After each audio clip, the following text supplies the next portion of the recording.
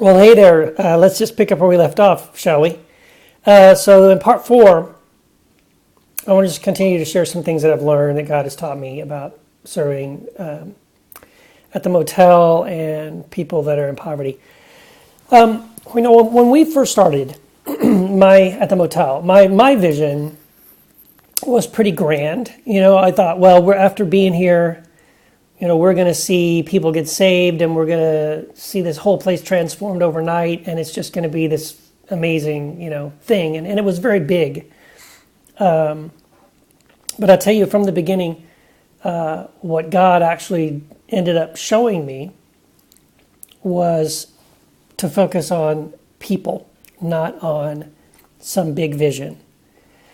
And really what happened was he just put a spotlight on this one family for us, Mike and Pam, and they had 2 little kids. And he just said, love them. Just love that one family. And then again, it wasn't like we weren't loving everybody we were serving, but in the midst of doing our service, where we would show up at the bounce house and pass out groceries and do puppet shows or have games for the kids or whatever it was, in the midst of that, we were also called by God to really invest our time and our life in this one family.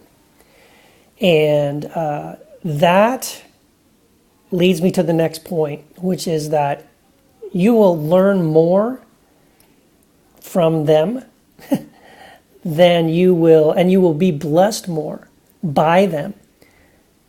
Quite often more than you will bless them. Because if you think about it, many of the blessings that you're going to bring to them are going to be practical, hopefully, right? Groceries, advice, encouragement, things like that. But the things you learn and the things you take away are much more impactful to you, I will say. I mean, to me, let me just speak for myself. I have learned more about courage and about sharing and giving. I mean, I don't have time. I guess I could. I could probably do a year's worth of videos just sharing stories with you of the ways God has touched my heart and changed me. There are things that I've learned about God, about people, about service, about the kingdom, from the process of being involved with people in their lives and serving people in need. Things that I could never have learned from reading a book or watching a 5-minute video or reading a blog or anything like that, or listening to a sermon. These are things that you don't learn by listening. Things you don't learn by just gaining information. They're things you have to experience deep down and in just real profound ways. And so, God has really taught me so much. And I used to feel guilty about that. I used to drive away from some of the ministry time that we felt at that we did at the motel, and I would feel guilty. And I didn't know why. Because I didn't do anything wrong, and why did I have this kind of, in other words, I didn't drive away always feeling like energized and excited and I kind of drove away feeling a little bit guilty, and I started praying about it, and I said, Lord, what is this? Why do I have this feeling? And what the Lord showed me was I was feeling guilty because I couldn't bless them more than they blessed me. And it felt wrong to me. Like, no, these people have so much need, and I need to come with so much resource to fill that need, and yet they bless me more than I bless them. How can that be?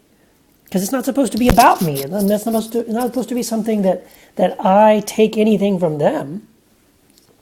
But it is, actually. It really is. In the kingdom, you are receiving often more than what you're bringing. And that's okay. I think learning in humility to be okay with that and to be able to receive really deep, profound blessings from them. And honestly, most of the time, they don't even know that they've done anything. But you know it, and you recognize, that was the Lord speaking to me through them. That was the Holy Spirit showing me something about myself, about my own poverty, about my own selfishness, about my own addictions, about my own, pettiness or whatever. In other words, when we serve the poor, we talk often about seeing Jesus in the face of the poor, where Jesus says, whatever you've done for the least of these, my brothers, you've done it unto me. That is true. We will begin to see Jesus in them. But honestly, there's another way that we'll begin to see ourselves in them. Real quick, I remember once being at I was pumping gas, and a couple of guys, young guys, were kind of going car to car, asking people for money. Hey man, give me a couple of bucks? I'm hungry or whatever. And quite honestly, in my heart, what started to well up in me was sort of this contempt for these guys. Like, you know what? They might as well just have a sign that says, need money for heroin or need money for meth. Like, they're just begging for money because they want to go buy drugs.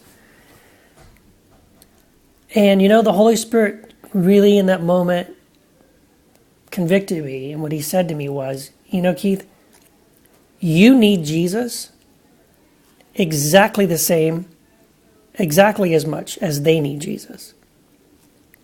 And I realized that was true. That they needed Jesus, and I needed Jesus the same amount.